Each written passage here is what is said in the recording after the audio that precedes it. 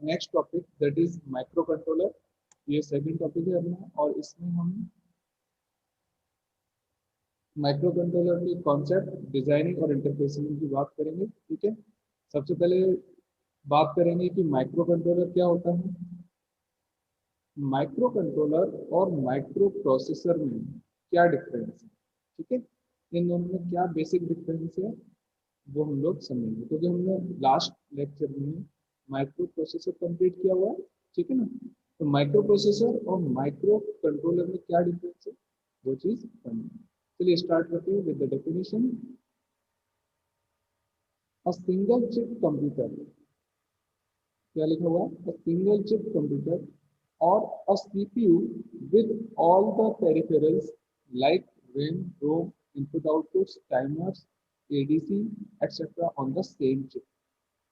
जब हमने mu P पढ़ा था यानी माइक्रो प्रोसेसर पढ़ा था, हमने उसमें बोला था कि CPU ऑन चिप। ठीक है, CPU on chip it mean एक प्रोसेसर क्या है, पूरा सेंट्रल प्रोसेसिंग यूनिट है सिंगल चिप। लेकिन अगर हम माइक्रो कंट्रोलर की बात कर रहे हैं तो सीपीयू के साथ साथ हमें क्या क्या चाहिए, RAM, ROM, input output, timers, ADC. ADC mean analog to digital converter. Okay, तो इसको हम क्या बोलते हैं, अ सिंगल चिप कंप्यूटर। इसको हम क्या बोलते हैं, और सिंगल चिप कंप्यूटर। ठीक है, तो एक माइक्रो कंट्रोलर अपना एक तरह से पूरा कंप्यूटर की तरह काम करता है। ठीक है, a microcontroller is meant to be more self-contained and independent and functions as a tiny dedicated computer। यानी वो अपने में सेल्फ कंटेंट होता है, इंडिपेंडेंट होता है और एक स्मॉल कंप्यूटर की तरह वर्क करता है। ठीक है, तो माइक्रो कंट्रोलर एक मिनी स्मॉल कंप्यूटर समझ सकते हैं।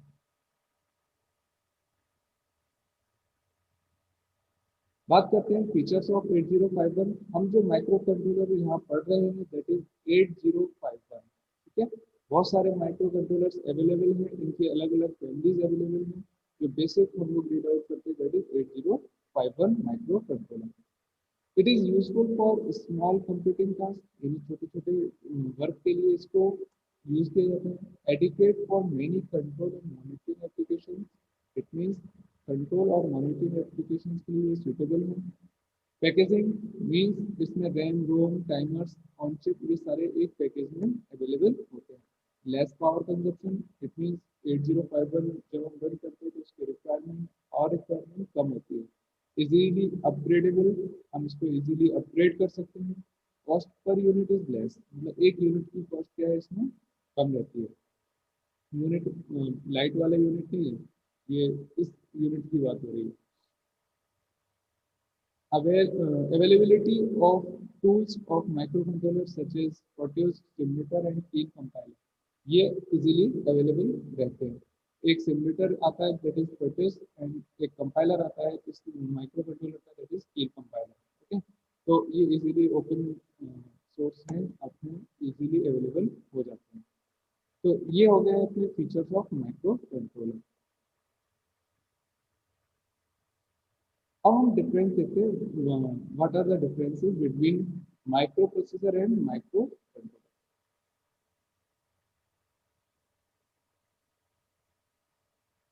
जो माइक्रो प्रोसेसर है वो जनरल पर्पस डिवाइस है, इट मीन्स कई सारे पर्पसेज में इसको यूज किया जा सकता है। लेकिन जो माइक्रो कंट्रोलर होता है वो स्पेसिफाइड होता है ना, स्पेसिफाइड टास्क के लिए इसको डिजाइन किया जाता है। It do not they do not contain on chip input output ports, timers, ADC, memory. ये जो है वो सेम चिप पर input outputs, timers, ADC contain नहीं करते हैं, है ना। जबकि जो माइक्रो कंट्रोलर है वो सिंगल चिप कंप्यूटर है और ये सारी चीजें इसमें इंक्लूडेड रहती हैं same chip. It is used as CPU in computer. जो माइक्रो प्रोसेसर है वो सीपीयू की तरह काम करता है एक कंप्यूटर में, और ये जो है खुद ही एक मिनी कंप्यूटर की तरह वर्क करता है, खुद ही एक कंप्यूटर होता है, performs control oriented application. Okay, it is design, the design of microprocessor is complex and expensive. जो माइक्रो प्रोसेसर है उनको डिजाइन करना कॉम्प्लेक्स है, एक्सपेंसिव है कंपैरिजन में माइक्रो कंट्रोलर के। ये सिंपल है और लेस एक्सपेंसिव है। इसमें जीरो स्टेटस फ्लैग होता है, इसमें नो जीरो फ्लैग होता है। ये हम बाद में पढ़ेंगे कि जीरो स्टेटस फ्लैग क्या होते हैं, है ना। एक्चुअल में किसी जब एडिशन या सब्ट्रैक्शन हम कंप्लीट करते हैं तो एक फ्लैग होता है जिसको हम बोलते हैं जीरो फ्लैग। तो अगर रिजल्ट जीरो रहता है तो वो जीरो स्टेटस क्या हो जाता है, वन हो जाता है। अगर रिजल्ट में जीरो नहीं आता, कंप्लीट जीरो नहीं आता, तो वो जीरो रहता है।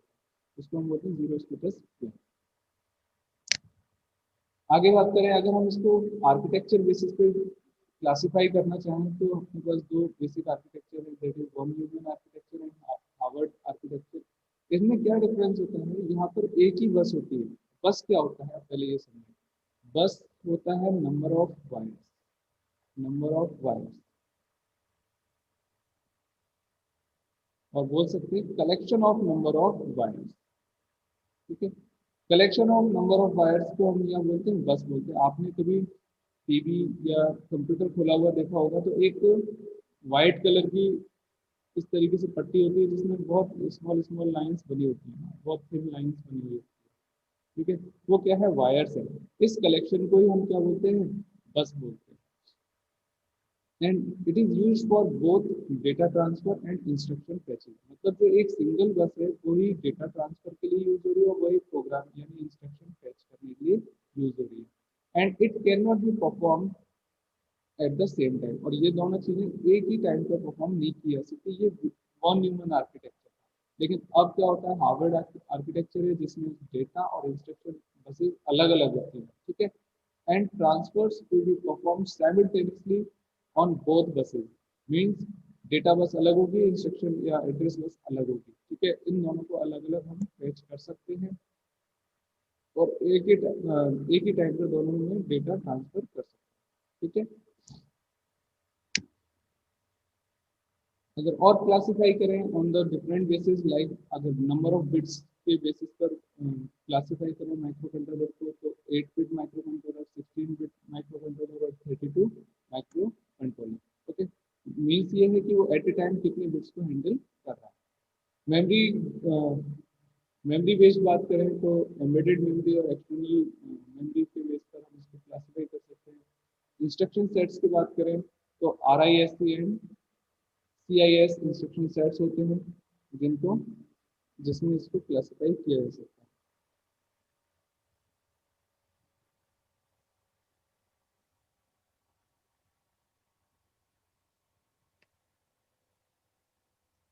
अगर हम बात करें मेमोरी आर्किटेक्चर पे तो हमने हार्वर्ड और वन न्यूमैन पढ़ा था, एक प्रिंसटन और होता है, इस पर भी हम इसको क्लासिफाई कर सकते हैं। फैमिलीज की बात करें कि कौन कौन से कंपनी या इसको कैसे फैमिली वाइज कैटेगराइज किया जा सकता है, तो 8051 एक स्पेशल फैमिली है कंट्रोलर की। इसके अलावा मोटोरोला अपना अलग कंट्रोलर डिजाइन करता है, PIC अलग कंट्रोल डिजाइन करता है, हिटैची, टेक्सास, ARM एंड अदर्स, ये अलग अलग लोग डिजाइन करते हैं। लेकिन 8051 को ही कई लोग डिजाइन करते हैं, like Intel, Philips, Atmel, Siemens, Dallas, ये सब लोग क्या है 8051 को डिजाइन करते हैं। और अगर हम बात करें RISC एंड CIS की, तो RIS क्या है, रिड्यूस इंस्ट्रक्शन सेट है, और ये CIS क्या है, कॉम्प्लेक्स इंस्ट्रक्शन सेट्स है। बहुत ज़्यादा डिटेल में नहीं जाना, पर इंस्ट्रक्शन सेट्स के बेसिस पे हमने माइक्रो कंट्रोलर को क्लासिफाई किया हुआ है। बात करते हैं आर्किटेक्चर ऑफ 8051 की। आर्किटेक्चर में हम ये चीज़ देखते हैं कि एक माइक्रो कंट्रोलर में क्या क्या चीज़ें अवेलेबल रहती हैं।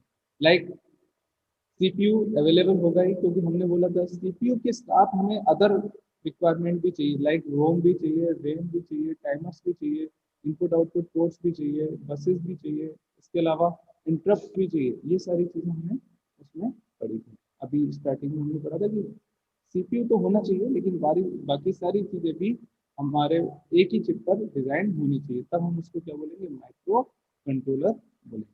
ठीक है। अब इंटरप्ट कंट्रोल्स क्या होते हैं, कुछ एक्सटर्नल इंटरप्ट होते हैं, कुछ इंटरनल इंटरप्ट होते हैं, उनको कंट्रोल करने के लिए हमारे पास इंटरप्ट कंट्रोलर होता है। ठीक है। देन सीपीयू हमारी सारी प्रोसेसिंग को हैंडल करता है, सेंट्रल प्रोसेसिंग यूनिट बोलते हैं इसको। ओएससी लिखा हुआ है, this is for oscillator. Oscillator means यहाँ पर एक क्रिस्टल ऑसिलेटर लगा हुआ है जो यहाँ पर इस पूरे आर्किटेक्चर को एक क्लॉक पल्स प्रोवाइड करता है। ठीक है।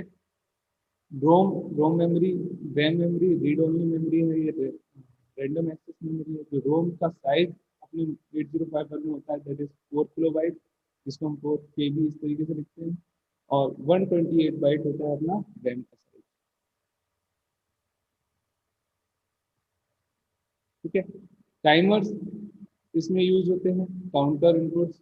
टाइमर के दो टाइमर होते हैं, टाइमर 0 एंड टाइमर 1। ठीक है। इसके अलावा सीरियल इनपुट आउटपुट पोर्ट्स होते हैं, जिसमें ट्रांसमिशन और रिसीविंग वाले पोर्ट्स होते हैं। और इनपुट आउटपुट पोर्ट्स के लिए अपने पास 4 पोर्ट होते हैं, P0 to P3। ठीक है। और इन सारे पोर्ट्स में 8 बिट यानी 8 बिट स्टोर होती है। तो ये अपने पास 4 into 8 यानी 32 बिट स्टोर हो गई। ठीक है। 32 बिट को हम यूज कर लेते हैं। इसके अलावा बात करें बस कंट्रोल्स की, जो हमारे पास बसेज हैं लाइक डेटा बस, है ना, एड्रेस बस, वो सारी कंट्रोल यहाँ से होंगी। तो ये एक आर्किटेक्चर है। देखिए टाइमर्स और ये सारे इंटरकनेक्टेड होते हैं एक दूसरे से। टाइमर्स कनेक्टेड है सीरियल पोर्ट से, देन सीपीयू से, रैम और इनपुट आउटपुट पोर्ट्स और रोम और बस, ये सारे कनेक्टेड किससे हैं, सीपीयू से कनेक्टेड हैं, क्योंकि सारा जो प्रोसेसिंग है वो करना किसको, आफ्टर ऑल सीपीयू को ही करना है। ठीक। अब हम बात करते हैं पिन डायग्राम। ये जो माइक्रो कंट्रोलर हम इतनी देर से कह रहे हैं, वो देखने में कैसा होता है। देखिए इस तरीके की एक पिन होती है, 40 पिन आईसी बोलते हैं इसको। ठीक है। माइक्रो कंट्रोलर 40 पिन आईसी, जिसमें 20 पिन इस साइड होती है और 20 पिन इस साइड होती है। ठीक है। DIP आईसी बोलते हैं, ड्वेलिंग पैकेज। ठीक है। देखिए यहाँ पर आपको दिखाया है P1, this is port P1। मैंने अभी यही बात की थी कि पोर्ट कितने होते हैं, P0 to P3, 4 पोर्ट होते हैं, लेकिन हर पोर्ट में 8 पिन होती है, यानी 8 बिट्स होती है। P1 में देखिए 0 to 7 यानी 8 बिट यहाँ पर शो हो रखी है। फिर देखिए P2 ये है, P2 में भी देख लीजिए आप, यहाँ से यहाँ तक आपको 0 to 7 शो रखे। P3 की बात करें, P3 देखिए यहाँ से यहाँ तक है। ठीक है। थोड़ा ज़्यादा हो गया,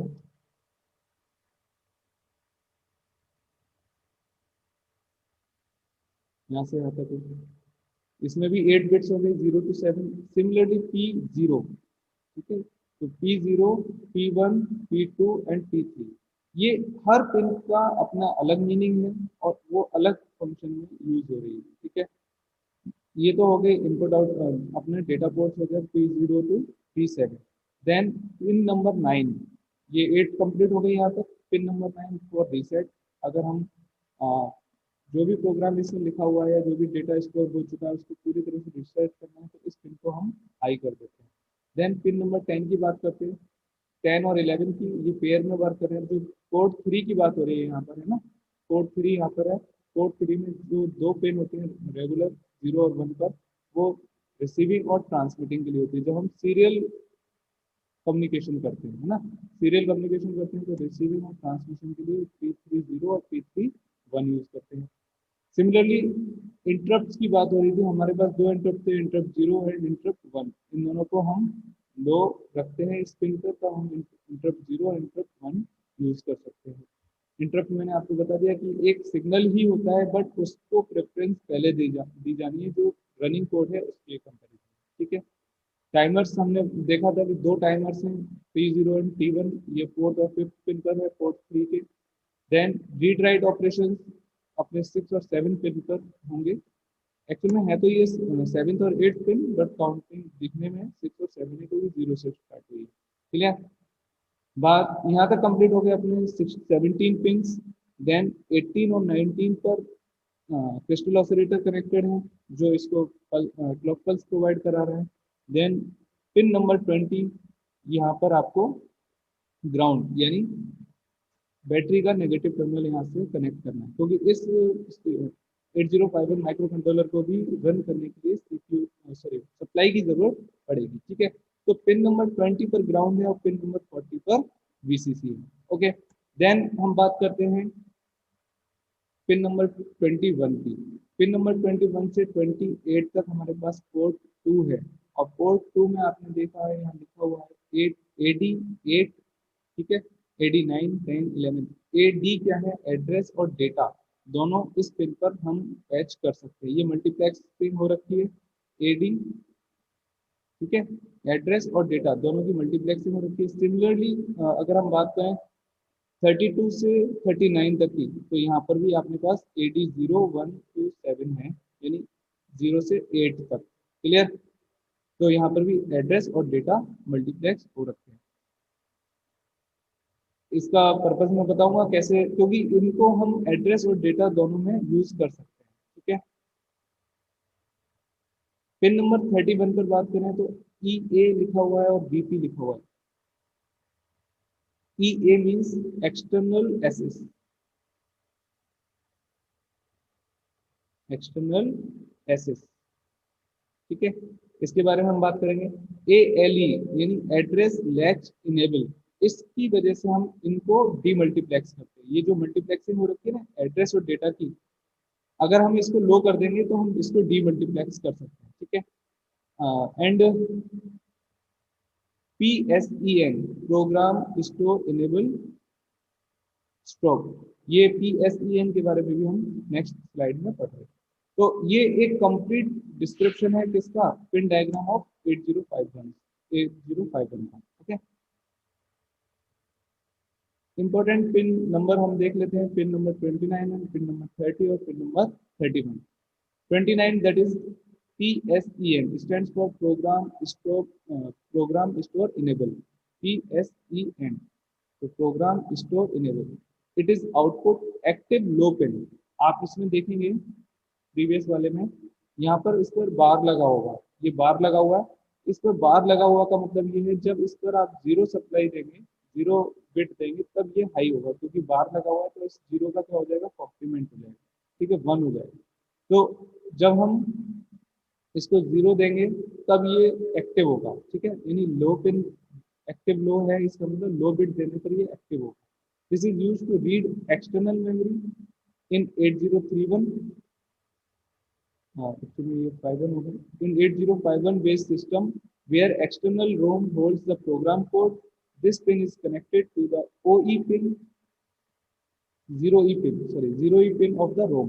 रोम की जीरो पिन को ये कनेक्ट करता है, जिससे जो एक्सटर्नल रोम में प्रोग्राम स्टोर है उसको रीड कर सके। ठीक है, इसलिए हम इसको बोलते हैं programme store enable. Clear, next बात करते हैं A L E. ALE stands for address latch enable. It is input active high pin.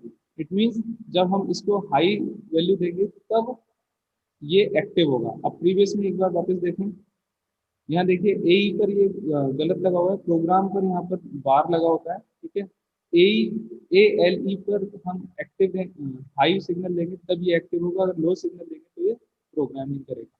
ठीक है, प्रोग्राम के लिए इनेबल होगा। This pin is used to distinguish between memory chip and memory chips when multiple memory chips are used. ये memory chips को distinguish करने के लिए यूज में आता है। It is also used to demultiplex the multiplexed address and data signal। देखिए हम अभी वही बात कर रहे थे कि वहां पर मल्टीप्लेक्सिंग हो रखी है AD0 AD7 तक। ठीक है, पोर्ट 0 पर, ये पोर्ट 0 की बात हो रही है ना। आप प्रीवियस वापस से दिखाता हूँ, इसमें ये पोर्ट 0 है, इसमें मल्टीप्लेक्सिंग हो रखी है AD और AD7 की। ठीक है, तो इस मल्टीप्लेक्सिंग को क्या करते हैं, डीमल्टीप्लेक्स करते हैं कि एड्रेस और डेटा को अलग अलग अवेलेबल कराते हैं। ठीक है, available at port 0 during flash programming, that is programming of EEPROM, this pin acts as program pulse input। जब हम प्रोग्रामिंग EEPROM यूज करते हैं, उसमें फ्लैश प्रोग्रामिंग करते हैं, तब ये प्रोग्राम पल्स पिन की तरह यूज होते हैं। ठीक है, बात करते हैं पिन नंबर 31 की, that is E A and VP. E A stands for external access input. Okay, external access input, यहाँ पर देखिए बार लगेगा। It is use to enable और डिसेबल एक्सटर्नल मेमोरी इंटरफेसिंग। हमारे पास एक मेन मेमोरी होती है जो इंटरनल मेमोरी है, एक इंटरनल मेमोरी होती है। ठीक है, इसके अलावा एक एक्सटर्नल मेमोरी होती है। अगर हमने इसको लो कर दिया, या फिर हम इन 8051 E is connected to VCC, अगर वीसीसी से कनेक्ट कर रहे हैं, इट मीन्स हम ई ए वाली पिन को हाई कर रहे हैं। ठीक है ना, 1 दे रहे हैं।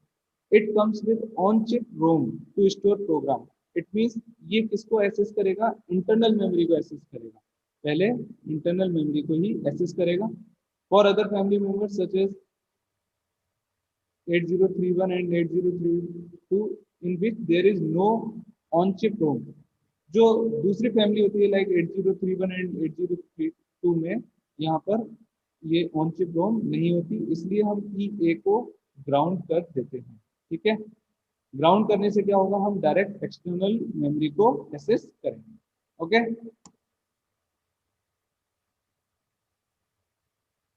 कुछ अलग पिंस और थी। रिसेट का, रिसेट हमने पढ़ाई था, रिसेट पिन नंबर 9 पर था, that is pin number 9।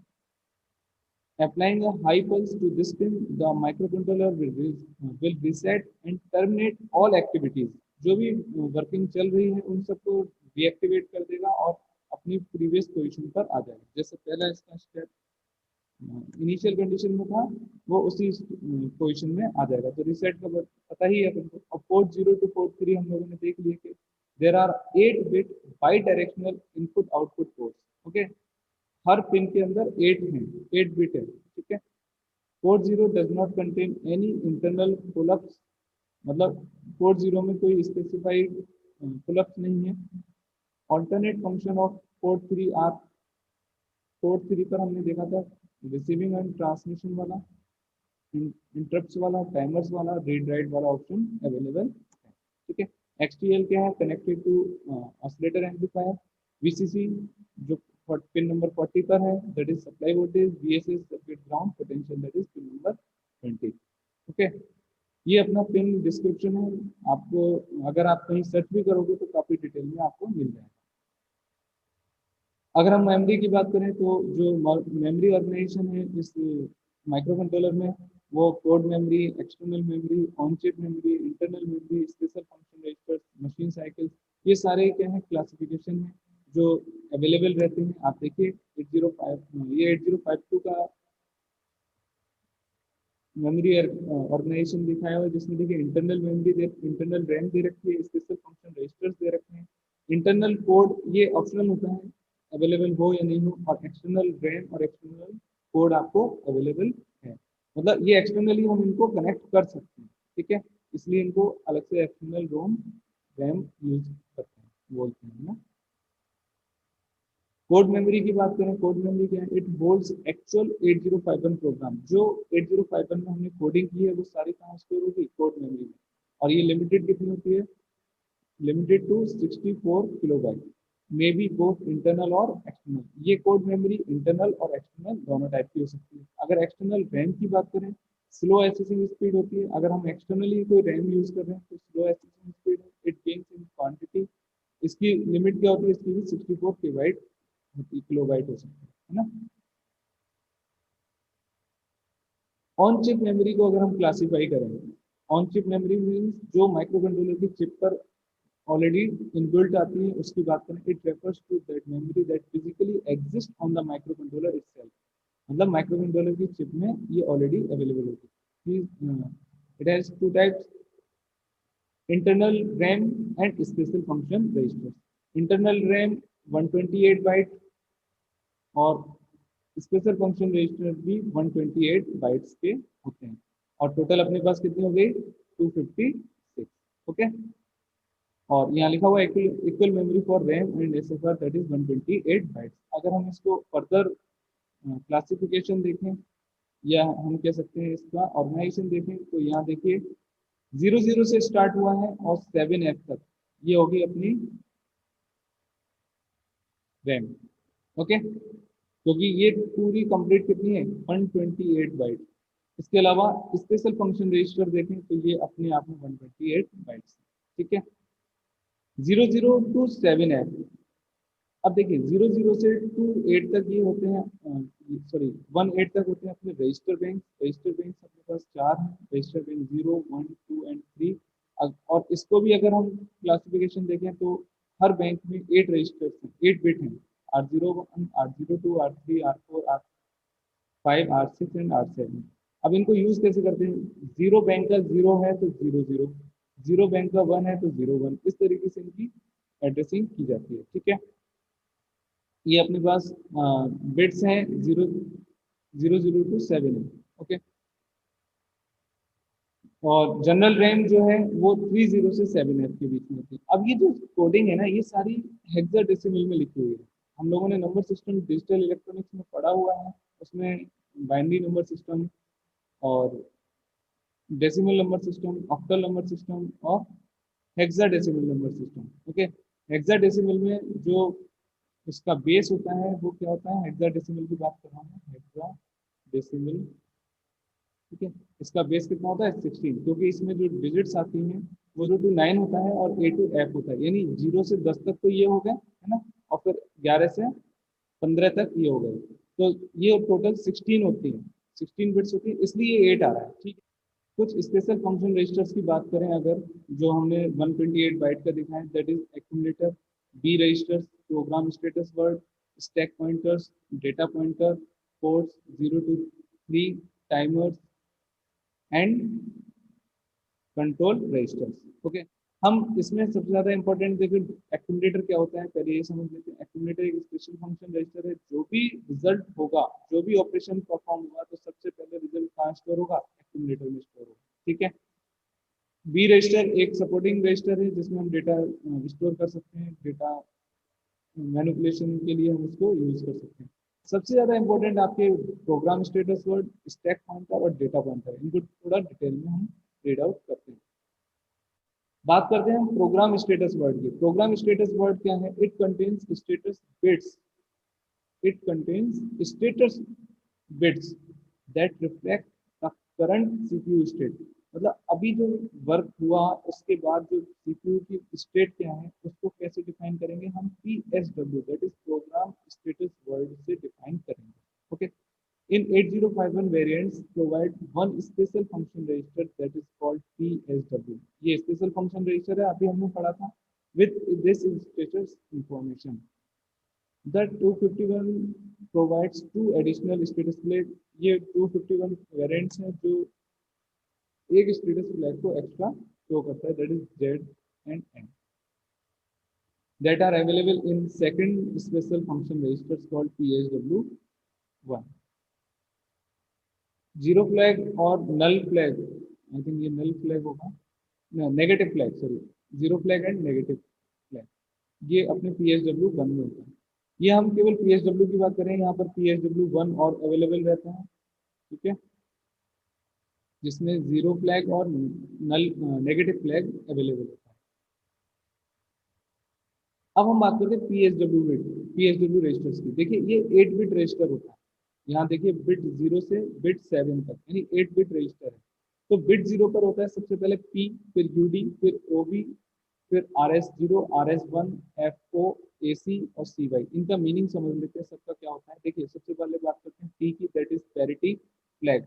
Parity flag का मतलब ये होता है जब कोई ऑपरेशन परफॉर्म हुआ तो उसके रिजल्ट में अगर नंबर ऑफ वंस ऑड होंगे, है ना, तो पैरिटी फ्लैग क्या हो जाएगा, 1 हो जाएगा। अगर इवन होंगे तो पैरिटी फ्लैग क्या हो जाएगा, 0 हो जाएगा। क्लियर। सिमिलरली यूडी की बात करें तो it is user defined flag, इसको यूजर डिफाइन कर सकते हैं, अपने पर्पज से इसको यूज कर सकते हैं। ओवी की बात करें, दिस इज ओवरफ्लो फ्लैग, जब हमारी रेंज से बाहर कोई डेटा जाता है तो ये फ्लैग अपने आप ऑटोमेटिकली 1 हो जाता है। ठीक है, RSO और RS0 ये कॉम्बिनेशन के साथ यूज करते हैं, इन्हें हम रजिस्टर बैंक्स कहते हैं। रजिस्टर बैंक, रजिस्टर बैंक्स कैसे यूज होते हैं, एड्रेस की बेसिस पे यूज होते हैं। देखिए 00 से 07 तक अगर हमें एड्रेस यूज करना है तो हम इसकी वैल्यू क्या रखेंगे, इन दोनों की वैल्यू 00 रखेंगे। क्लियर। और अगर 08 से 0F तक यूज करना है तो हम इसको 101 रख देंगे। तो अपने एड्रेस कहाँ तक कौन सा यूज करना है उस अकॉर्डिंग इस रजिस्टर RS को हम सेट करते हैं। तो 00 में 00 से 07, 01 में 08 से 0F, और 10 में 10 से 17 तक ये एड्रेस है हेक्साडेसिमल में, तो आपको उस हिसाब से समझना होगा। ठीक है। और वन वन का मतलब ये है 18 से 1F तक इसका एड्रेस हम यूज कर सकते हैं। इसके बाद बात करते हैं FO। FO नहीं है, वो फ्लैग 0 है। फ्लैग 0 है available to the users for general purpose. Flag 0 available रहता है जनरल पर्पजेज में। ठीक है। ऑक्सिलरी कैरी क्या होता है? It is for BCD operation. BCD operation ऐसे होते हैं जैसे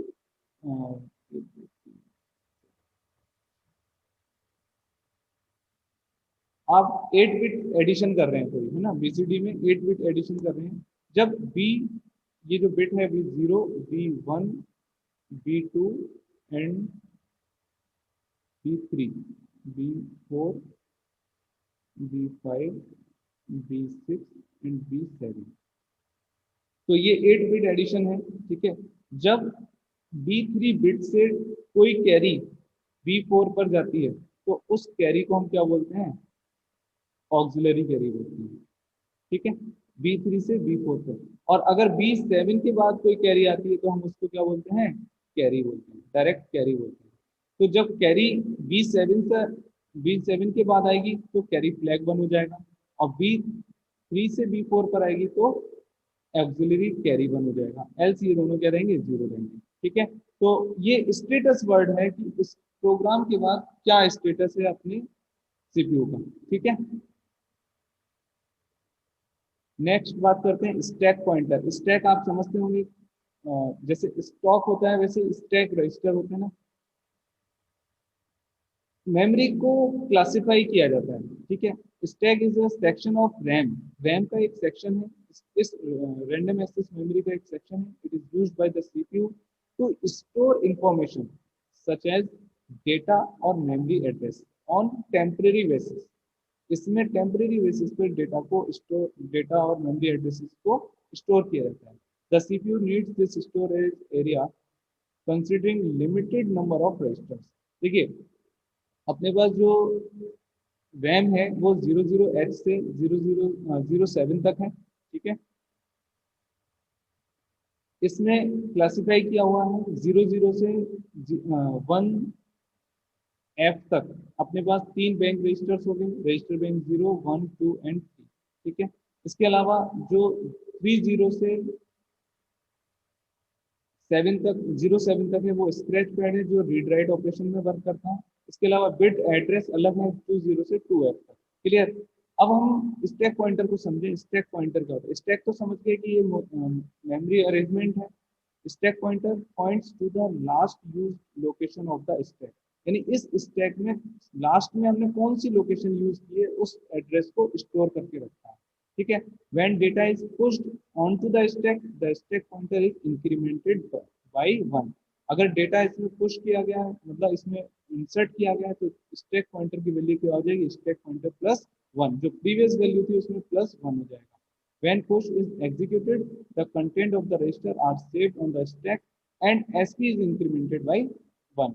यानी जो इस पे प्रीवियस स्टैक पॉइंटर पे जो डेटा हमने सेंड किया है वो उस लोकेशन पे स्टोर हो जाएगा। ठीक है। और स्टैक पॉइंटर की वैल्यू इंक्रीज हो जाएगी। ओके।